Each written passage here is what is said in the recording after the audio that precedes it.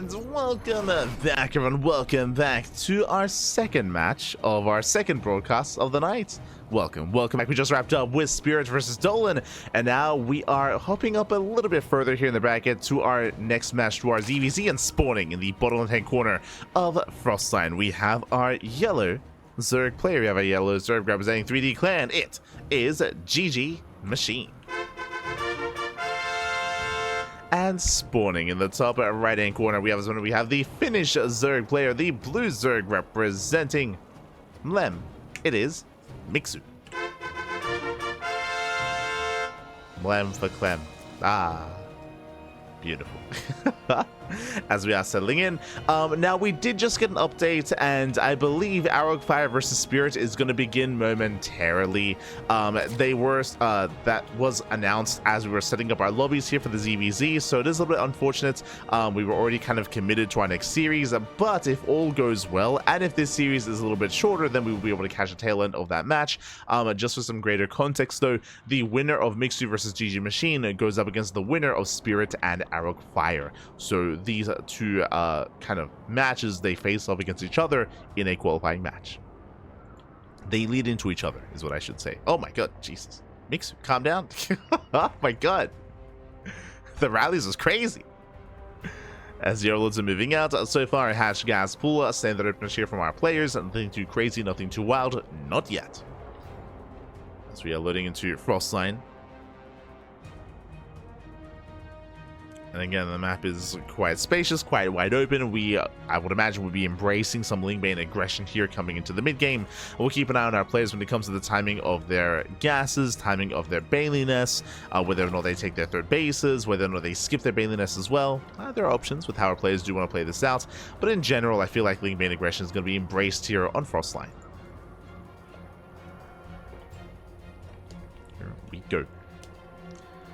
As link speed is on the way. You see Mixu staying in gas. GgMaChine does pull out. As a result, Mixu will have a little bit of extra gas here to work with extra banelings if he did want to be aggressive and assertive. Keep an eye on Mixu as he does move out for a scout.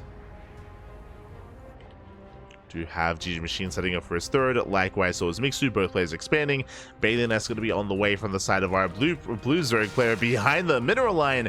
As we did mention before, Mixu did mine extra gas, and that is for the earlier and more committed Baneliness. Oh boy. Now, GgMaChine, upon scouting the natural base, upon not seeing any Baneliness, then GgMaChine, he might be tempted to delay his own and even cancel his own nest. Hopefully he doesn't. Now, he's holding on. His own nest is on the way. We do see Mixu is building up Lings. It looks like Mixu is going for an all-in. Looks like he's just banking up Lings and he's going for a Link Flood. He's going for a Bane Bust. Now, thankfully, GgMaChine is not cutting corners. He is still getting his own defensive Baneliness. It's going to be later, but it's still going to be available. And we'll see if it's going to be enough. As Banelings are morphing in across the map. It's going to be 4 Banelings in total. Lings, we pull the trigger. And Mixu, it's all or nothing. Either he breaks GgMaChine here and now, or he dies trying. More Banelings morphing in. Going for the Queens. We have some defensive Banelings also morphing in here for GgMaChine. They're going to be denied. Banelings are denied. Lings, they get on top of the Queen. No transfused on the Venji. One Queen goes down. And he wants the other. Ooh, barely won't quite get it. Bailey's, oh no! They crash in! They connect with the Lings, they connect with the drones. Some wasted Bailings over. One more Bailing, one more Finn. And that's going to be 6 drones going down. And Mixu, can he keep rallying? Does he have enough? He's running out of steam. He's running out of steam. He's forced to back off. GgMaChine has time to build up his own Bailings. Bearing in mind that the yellow Zerg is still up in drones. And GgMaChine, he holds. He does hold. It's going to be a Mixu to back up. To drone. You can see back at home he is saturating his bases. Eva Chamber's on the way. Queen almost surrounded. Let's get surrounded. Mixu rotating around. So far GgMaChine is keeping up.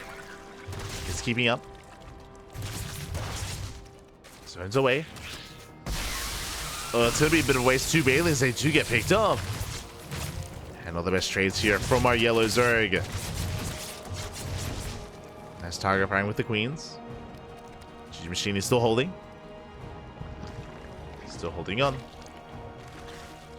Roach Warren on the way. GgMaChine, he's still sticking with a 25 drones. He's still not droning up.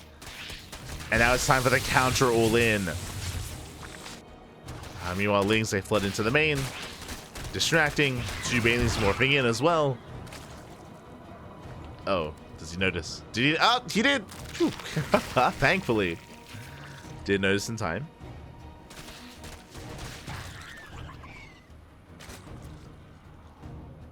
Yellow Zerg just now droning up. Still very committed.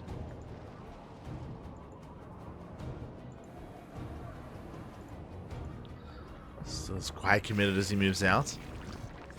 Threatens a dive towards the natural. Gets us around. Gets a queen. Oh, at least tries to. Oh my god, the Baneling shots are brutal though. Mixu, he does defend. Lings hit the third base. They get a couple of drone kills. Not bad. A couple of workers do go down. Flanking Baneling is not ideal though. There's still 1 Baneling left.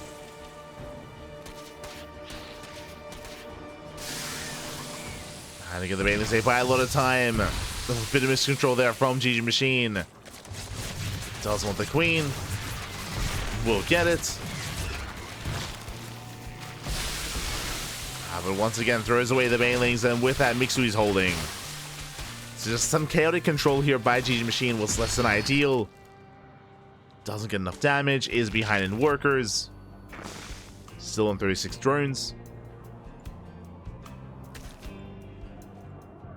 And Mixu, throughout all this, has been building up a larger and larger Roach army. And Mixu is getting ready for his own counterattack. And I'm worried for GgMaChine. Just doesn't have enough to defend. Things they threaten the counterattack.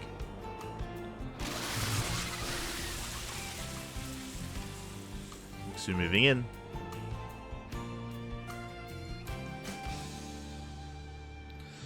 Let's move in, checking the army tab. Mixu's got 19 roaches to the 13 of GgMaChine. The Queens, they do add some support, they do help. And reinforcements are on the way. With the defense's advantage, GgMaChine, he can hold on. He can and he will. Does barely hold on. Gets a full surround. Very nicely done. Completely shuts down the army. Mixu did overextend. Yeah, a little bit too overconfident there from Mixu. And we have a back and forth. Like the worker counts are neck and neck. Now it's time for GgMaChine to counterattack as well. It's still very tense, very close between both players. Another mile. Oh my god. Takes in a Ravager. Ravager goes down. GgMaChine still rallying. If he's not careful, it's going to be his turn to overextend and to be called out.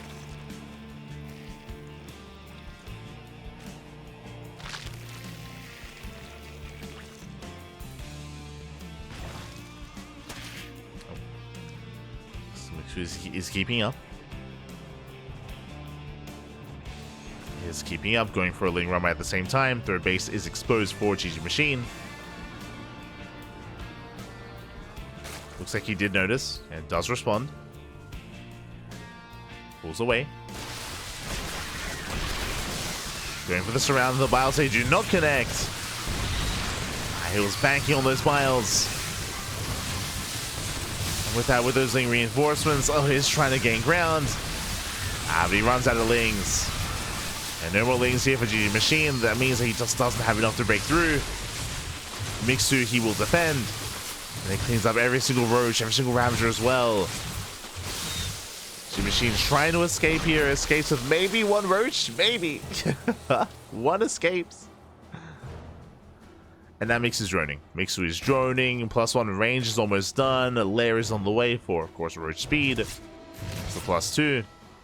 And GgMaChine is just now starting his lair. It's so late. So delayed. And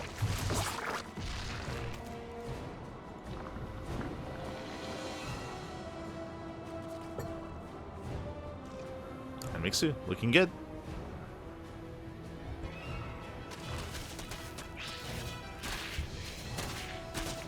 It's looking solid so far.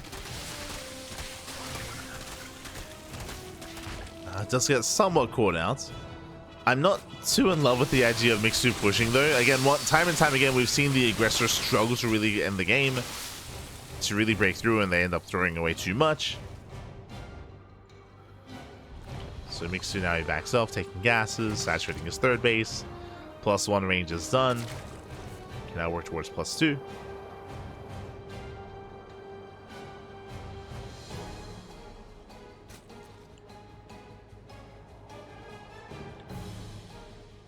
And speaking of there, it is +2 is on the way, roach speed as well. Mixu just has to calm things down and hit that +2 timing. No need to overextend from at least the side of the blue Zerg player. Really, the pressure's on GgMaChine. The pressure's on the yellow Zerg, just because they are behind in the upgrades and behind in economy. Third base not sufficiently saturated. Still on a very low drone count. And soon Mixu should be able to skyrocket ahead.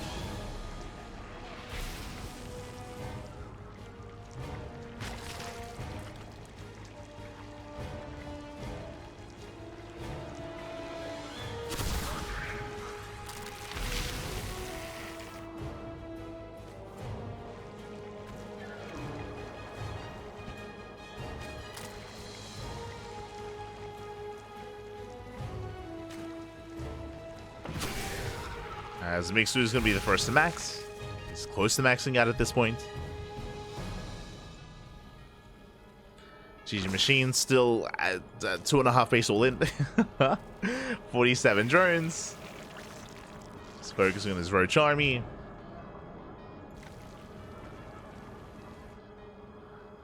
I mean, technically he can take a fight. He's just all in. If it goes too poorly, then GgMaChine won't really have an economy to sustain those losses. Bold mainly run by. Doesn't quite get anything done.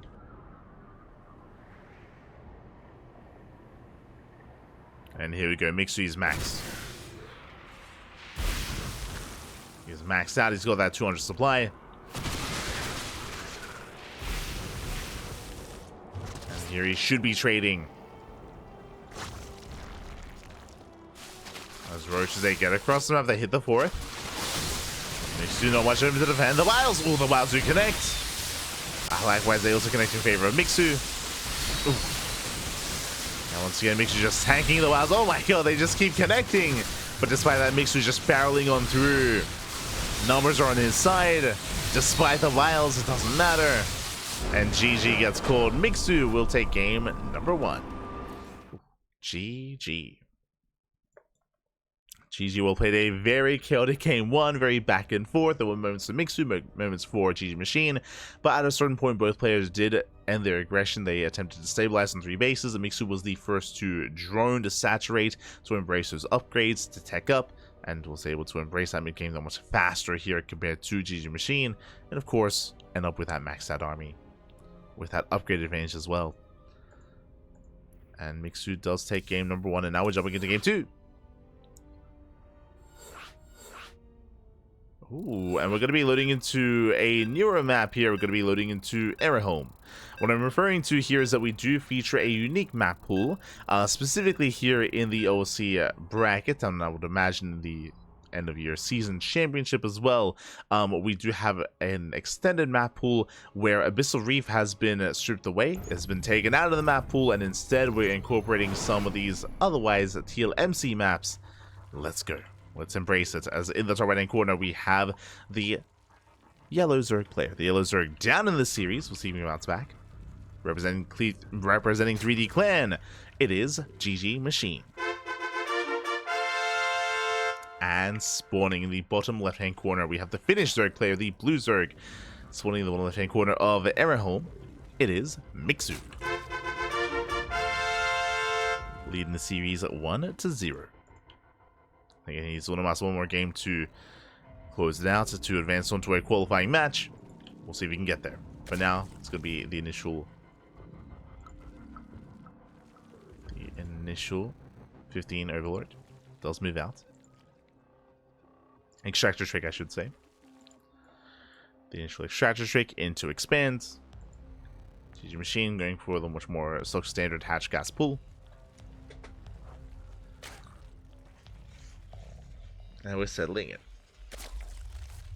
Now, when it comes to some of the features here of Airhome, I'm very unfamiliar with the map itself. We do have, this is something that we don't see too often anymore, but we have multiple layered Reaper cliffs coming in towards the main. Likewise, very defendable natural, as there is a ramp coming into said natural base, so a lot more defendable on two bases. There's quite a lot of room here behind the natural. This can be used for proxies and other matchups.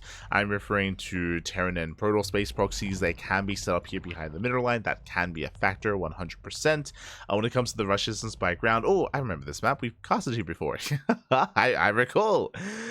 We do see that the center of the map is very narrow. There's some very narrow locations here which you can use to great effect to slow down something like an all-in. I'm referring to this very narrow location in the dead center of the map. Likewise, we have points of elevation here as well. We have a narrow ramp coming in towards the third, and then of course a narrow ramp coming in towards the natural as well. So if you do scout an all-in ahead of time, you can slow it down quite significantly ahead of time. That is very true. Meanwhile, the third base and fourth base locations, they're a little bit more secure compared to Frostline. I would say that, but at the same time, they're still very spread out as well. So they're still a little bit isolated from each other. I would say still more defendable than Frostline, but yeah, we'll see how we do embrace this map. Let's go. For now, we do have our initial openers into our third bases. Third base soon to be on the way for Mixu, and likewise on the way for GgMaChine as well.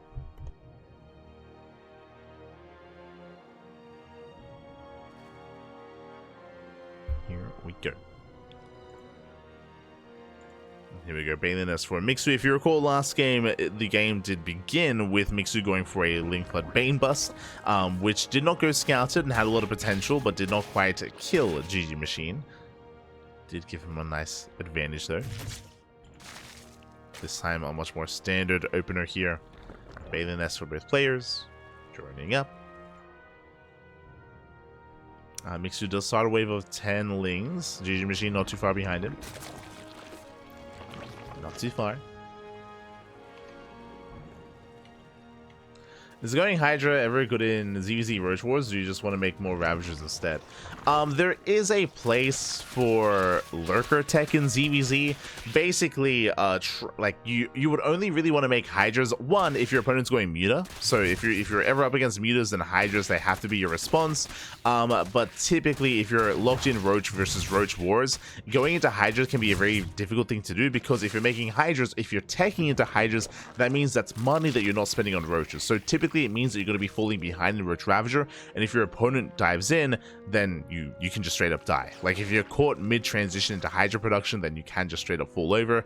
Likewise, Hydras are not ideal against Roach Ravager in head-on fights. Usually in ZvZ, when you're up against a ground army, Hydras are merely a stepping stone into Lurkers. Like, Lurkers are what you want. Like, Lurkers are like the ideal late game unit to go into Lurker Viper tech. That is where you want to head in a longer game state. But that's like, you know, 4 or 5 saturation sort of era. Sort of phase of ZvZ.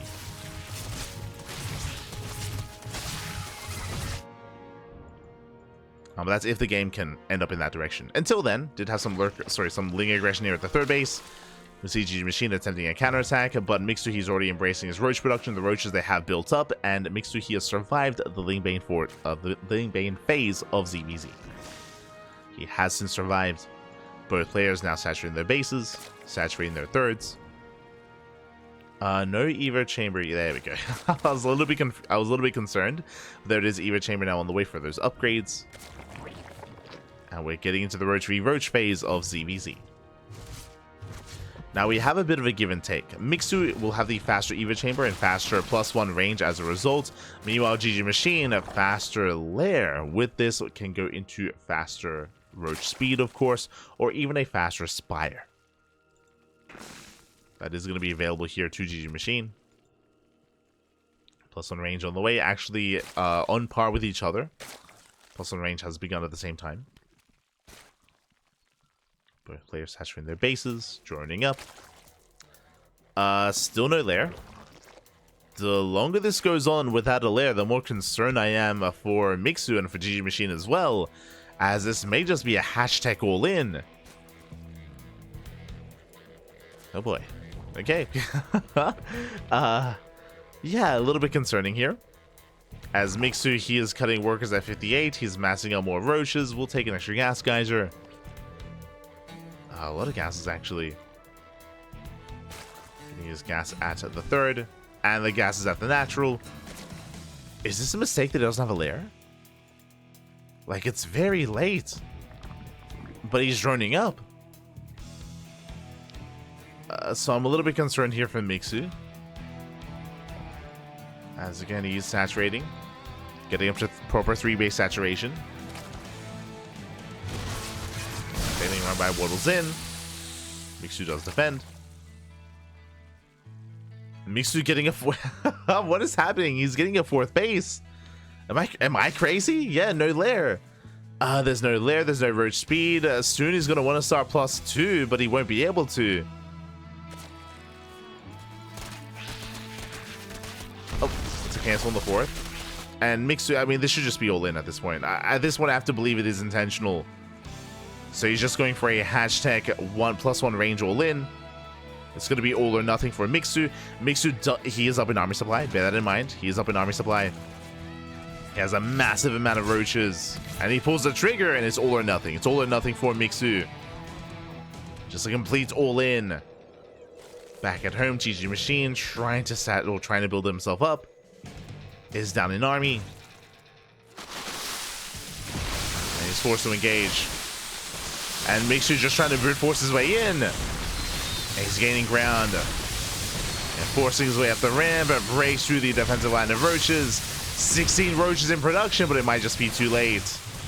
Yeah, Mixu, he may have just done it. I say that reinforcements trickling in. GgMaChine barely trying to hold on. Unfortunately, no transfuse. Just barely no transfuse. Queens are going down. Boys are being pulled. GgMaChine, he can't afford to lose some workers. And can he hold on? It's close. As both players down to 57 workers. At the same time, we do have a drop across the map, wreaking havoc. 3rd base under fire. And Mixu, it looks like he has done it for the most part. He has broken the expansion. Getting into the main army. Shaving off more drones. And GgMaChine, despite having that lair, not able to make full use of it. Was caught with his pants down. The all-in hits too hard. GG gets called, and Mixu with the 3-base saturation, 4-base all-in. Let's go, all on hashtag. Mixu will advance on to a qualifying match. Whew. GG.